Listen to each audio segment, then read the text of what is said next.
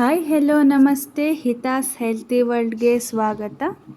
ಈ ವಿಡಿಯೋದಲ್ಲಿ ನಾವು ಒಂದು ಕಾಬೂಲ್ ಕಡಲೆಕಾಳು ಪುಲಾವ್ ಹಾಗೂ ಪನ್ನೀರ್ ಬಟರ್ ಬುರ್ಜಿನ ಹೇಗೆ ಮಾಡೋದು ಅಂತ ನೋಡೋಣ. ಅದು ಗ್ರೇವಿ ಟೈಪಲ್ಲಿ ಇರುತ್ತೆ. ನೀವು ಗೀ ರೈಸ್ಗೆ, ಪೂರಿಗೆ, ಚಪಾತಿಗೆ ಎಲ್ಲದಕ್ಕೂ ತುಂಬ ಚೆನ್ನಾಗಿರುತ್ತೆ.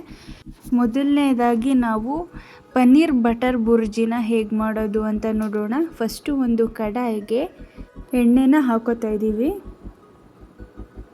ಎಣ್ಣೆನ ಸ್ವಲ್ಪ ಕಾಯಕ್ಕೆ ಬಿಡೋಣ. ಎಣ್ಣೆ ಕಾದ ನಂತರ ಒಂದು 3-4 ಈರುಳ್ಳಿನ ಹೀಗೆ ದಪ್ಪಾಗಿ ಕಟ್ ಮಾಡಿಕೊಂಡು ಹಾಕ್ಕೊಂಡಿದ್ದೀವಿ. ಇದನ್ನೆಲ್ಲ ಪೇಸ್ಟ್ ಮಾಡ್ಕೋಬೇಕಾಗತ್ತೆ. ನಾವು ಈರುಳ್ಳಿಯನ್ನು ಚೆನ್ನಾಗಿ ಫ್ರೈ ಮಾಡ್ತಾ ಇದ್ದೀವಿ.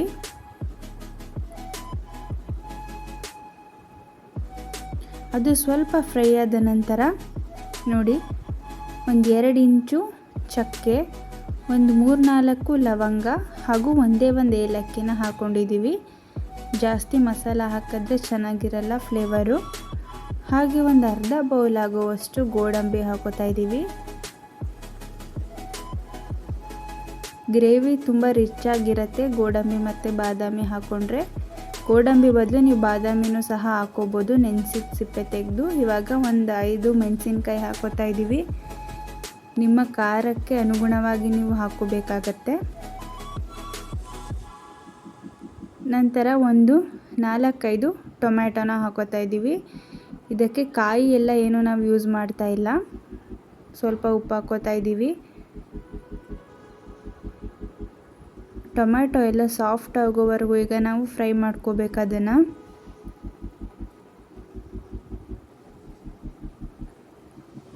ನೋಡಿ, ಇದು ಆಲ್ಮೋಸ್ಟ್ ಆಗಿದೆ.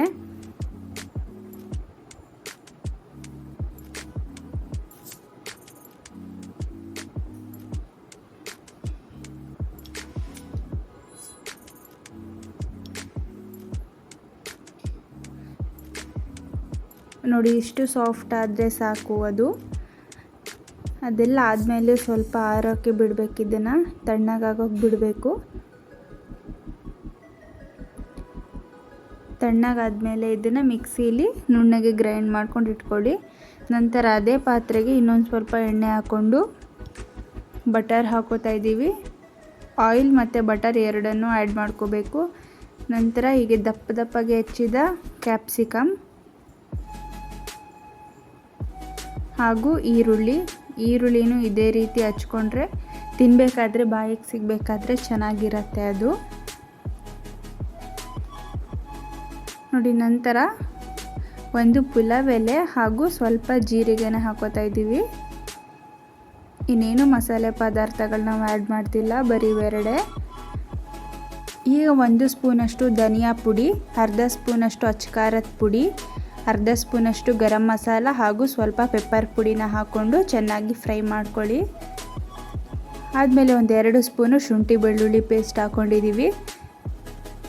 ನೀವು ಶುಂಠಿ ಬೆಳ್ಳುಳ್ಳಿ ಪೇಸ್ಟ್ ಹಾಕೋಲ್ಲ ಅಂತಂದರೆ ಮಸಾಲೆಗೆ ಶುಂಠಿ ಬೆಳ್ಳುಳ್ಳಿನ ಫ್ರೈ ಮಾಡಿಕೊಂಡು ರುಬ್ಕೋಬೋದು. ನಂತರ ನಾವು ರುಬ್ಕೊಂಡು ಇಟ್ಕೊಂಡಿದ್ವಲ್ಲ ಆ ಮಸಾಲಾನ ಆ್ಯಡ್ ಮಾಡ್ತಾಯಿದ್ದೀವಿ. ಎಲ್ಲವನ್ನು ಚೆನ್ನಾಗಿ ಫ್ರೈ ಮಾಡ್ಕೋಬೇಕು. ಇದು ನೋಡಿ, ಕಸೂರಿ ಮೇಥಿ ಮತ್ತು ಇನ್ನೊಂದು ಸ್ವಲ್ಪ ಧನಿಯಾ ಪುಡಿನ ನಾವು ಸ್ವಲ್ಪ ಬಿಸಿ ಮಾಡ್ಕೊಂಡು ಹಾಕೋತಾ ಇದ್ದೀವಿ. ಇದರಿಂದನೇ ಗ್ರೇವಿದು ಫ್ಲೇವರ್ ತುಂಬ ಚೆನ್ನಾಗಿ ಬರುತ್ತೆ. ನೀವು ಹೋಟೆಲ್ ಮತ್ತು ಡಾಬಾದಲ್ಲಿ ಹೇಗೆ ಸಿಗುತ್ತೆ ಅದೇ ಥರ ಬರುತ್ತೆ. ಇವಾಗ ತುರಿದಿಟ್ಕೊಂಡಿರುವಂಥ ಪನ್ನೀರನ್ನ ಹಾಕಿದ್ದೀವಿ. ಎಲ್ಲವೂ ಚೆನ್ನಾಗಿ ಹೊಂದ್ಕೊಳ್ಳೋ ಥರ ನೀವು ಮಿಕ್ಸ್ ಮಾಡ್ಕೋಬೇಕು. ಈ ಹಂತದಲ್ಲೇ ನೀವು ಉಪ್ಪನ್ನು ನೋಡಿಕೊಂಡು ರುಚಿಗೆ ತಕ್ಕಷ್ಟು ಉಪ್ಪನ್ನು ಹಾಕಿದ್ರೆ ಯಮ್ಮಿಯಾದ butter paneer bhurji gravy ready ಆಗುತ್ತೆ. ಮೇಲ್ಗಡೆ ಸ್ವಲ್ಪ ಫ್ರೆಶ್ ಕ್ರೀಮ್ನ ಹಾಕ್ಕೊಂಡು ಗಾರ್ನಿಷ್ ಮಾಡ್ಕೊಳ್ಳಿ. ತುಂಬ ಚೆನ್ನಾಗಿರುತ್ತೆ ಟೇಸ್ಟು. ಇಷ್ಟು ಚೆನ್ನಾಗಿತ್ತು ಅಂತಂದರೆ ನಾವು ಮನೇಲಿ ಮಾಡಿದ್ದೀವಿ ಅಂತ ಅನಿಸ್ತಾನೆ ಇರಲಿಲ್ಲ. ಯಾವುದೋ ಹೋಟೆಲಿಂದ ತಂದಿದ್ದೀವಿ ಅಂತ ಅನಿಸ್ತಾಯಿತ್ತು. ತುಂಬ ಡಿಫ್ರೆಂಟಾಗಿ ತುಂಬ ಚೆನ್ನಾಗಿತ್ತು. ಆ ಕ್ಯಾಪ್ಸಿಕಮ್ ಫ್ಲೇವರ್ ಅಂತೂ ವಾವ್, ತುಂಬ ಚೆನ್ನಾಗಿತ್ತು. ಒಂದು ಯಮ್ಮಿಯಾದ ಗ್ರೇವಿನ ಹೇಗೆ ಮಾಡೋದು ಅಂತ ನೋಡಿದ್ವಿ. ಈಗ ಕಾಬೂಲ್ ಕಡಲೆ ಹಾಗೂ ಬ್ಲ್ಯಾಕ್ ಚೆನ್ನ ಪಲಾವನ್ನ ಹೇಗೆ ಮಾಡೋದು ಅಂತ ನೋಡೋಣ. ಮೊದಲನೇದಾಗಿ ಒಂದು ಪಾತ್ರೆಗೆ ಎಣ್ಣೆ ತುಪ್ಪ ಹಾಕ್ಕೊಂಡು ಮಸಾಲೆ ಪದಾರ್ಥಗಳು ಹಾಕ್ಕೊಂಡಿದ್ದೀವಿ. ಇದರಲ್ಲಿ ಸೋಂಪು, ಚಕ್ಕೆ, ಲವಂಗ, ಸ್ಟಾರ್ ಹೂವು, ಅನಾನಸ್ ಹೂವು ಹಾಗೂ ಒಂದು ದಪ್ಪ ಕಪ್ಪುಗಿರೋ ಏಲಕ್ಕಿನ ಹಾಕ್ಕೊಂಡಿದ್ದೀವಿ. ಇದೆಲ್ಲವನ್ನು ಹಾಕ್ಕೊಂಡು ಈರುಳ್ಳಿ ಮತ್ತು ಮೆಣಸಿನ್ಕಾಯಿನ ಹಾಕ್ಕೊಂಡು ಚೆನ್ನಾಗಿ ಫ್ರೈ ಮಾಡ್ಕೊತಾ ಇದ್ದೀವಿ. ಮೆಣಸಿನ್ಕಾಯಿ ನಿಮಗೆ ಖಾರಕ್ಕೆ ಎಷ್ಟು ಬೇಕೋ ಅಷ್ಟು ಹಾಕ್ಕೊಳ್ಳಿ. ಈಗ ಶುಂಠಿ ಬೆಳ್ಳುಳ್ಳಿ ಪೇಸ್ಟ್ನ ಹಾಕ್ಕೋತಾ ಇದ್ದೀವಿ. ಒಂದು 4-5 ಸ್ಪೂನ್ ಇರ್ಬೋದು. ಎಲ್ಲವನ್ನು ಹಾಕಿ ಚೆನ್ನಾಗಿ ಒಂದು ಸ್ವಲ್ಪ ನೀರು ಹಾಕ್ಕೊಂಡ್ರೆ ಇದು ಶುಂಠಿ ಬೆಳ್ಳುಳ್ಳಿ ಪೇಸ್ಟು ಚೆನ್ನಾಗಿ ಫ್ರೈ ಆಗುತ್ತೆ. ಇದೆಲ್ಲ ಸ್ವಲ್ಪ ಫ್ರೈ ಆದಮೇಲೆ ಈಗ ಕಟ್ ಮಾಡಿ ಇಟ್ಕೊಂಡಿರುವಂಥ ಕೊತ್ತಂಬರಿ ಸೊಪ್ಪು ಹಾಗೂ ಪುದೀನ ಸೊಪ್ಪನ್ನು ಹಾಕ್ಕೊಂಡಿದ್ದೀವಿ. ಎರಡು ಒಂದು ಅರ್ಧ ಬೌಲಷ್ಟು ಇರ್ಬೋದು.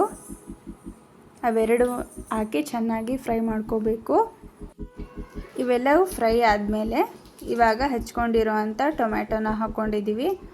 ಒಂದು 4-5 ಟೊಮ್ಯಾಟೊ. ಈ ಟೊಮ್ಯಾಟೊನೂ ಸಹ ಸಾಫ್ಟ್ ಆಗೋವರೆಗೂ ನಾವು ಫ್ರೈ ಮಾಡ್ಕೋಬೇಕು. ಟೊಮ್ಯಾಟೊಗೆ ಸ್ವಲ್ಪ ಉಪ್ಪು ಹಾಕಿದ್ರೆ ಬೇಗ ಫ್ರೈ ಆಗುತ್ತೆ ಅಂತ ಹೇಳ್ತಾರೆ ಅಲ್ವಾ, ಸೊ ಅದಕ್ಕೆ ಹಾಕ್ತಾಯಿದ್ದೀವಿ. ನೋಡಿ, ಟೊಮ್ಯಾಟೊ ಸ್ವಲ್ಪ ಫ್ರೈ ಆಗ್ತಾ ಇರಬೇಕಾದ್ರೇ ಕಸೂರಿ ಮೆಥಿನ ಹಾಕ್ತಾಯಿದ್ದೀವಿ. ಒಂದು ಅರ್ಧ ಬೌಲಷ್ಟು ಕಸೂರಿ ಮೆಥಿನ ಹಾಕಿ ಮತ್ತೆ ಅದನ್ನು ಸ್ವಲ್ಪ ಫ್ರೈ ಮಾಡ್ಕೊತಾ ಇದ್ದೀವಿ. ನಂತರ ಮಸಾಲ ಪದಾರ್ಥಗಳು ಹಾಕಿದ್ದೀವಿ. ನೋಡಿ, 1-2 ಸ್ಪೂನ್ ಧನಿಯಾ, 1 ಸ್ಪೂನ್ ಗರಂ ಮಸಾಲ, 1 ಸ್ಪೂನ್ ಅಚ್ಕಾರದ ಪುಡಿ ಹಾಗೂ ಅರ್ಧ ಸ್ಪೂನ್ ಜೀರಿಗೆ ಪುಡಿ ಹಾಗೂ ಸ್ವಲ್ಪ ಹಳದಿ ಪೌಡರ್ನ ಹಾಕ್ಕೊಂಡಿದ್ದೀವಿ. ಈ ಮಸಾಲೆಗಳನ್ನೂ ಅಷ್ಟೇ ಎಣ್ಣೆಯಲ್ಲಿ ಚೆನ್ನಾಗಿ ಫ್ರೈ ಮಾಡ್ಕೋಬೇಕು. ಅದಾದಮೇಲೆ ನೆನೆಸಿಟ್ಕೊಂಡಿರುವಂತಹ ಕಾಬೂಲ್ ಕಡಲೆ ಹಾಗೂ ಕಡಲೆಕಾಳನ್ನು ಹಾಕ್ತಾಯಿದ್ದೀವಿ.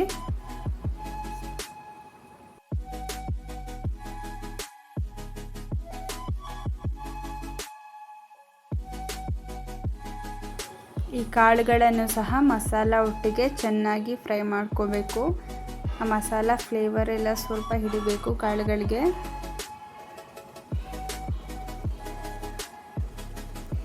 ನೋಡಿ, ಎಷ್ಟು ಚೆನ್ನಾಗಿ ಕಾಣಿಸ್ತಾ ಇದೆ ಅಲ್ವಾ. ಹೀಗೆ ಸ್ವಲ್ಪ ನೀರು ಹಾಕ್ಕೊಂಡು ಕುದಿಸ್ಕೊಂಡ್ರೆ ನೀವು ಗ್ರೇವಿ ಥರ ಆಗುತ್ತೆ, ಚೆನ್ನಾಗಿರುತ್ತೆ.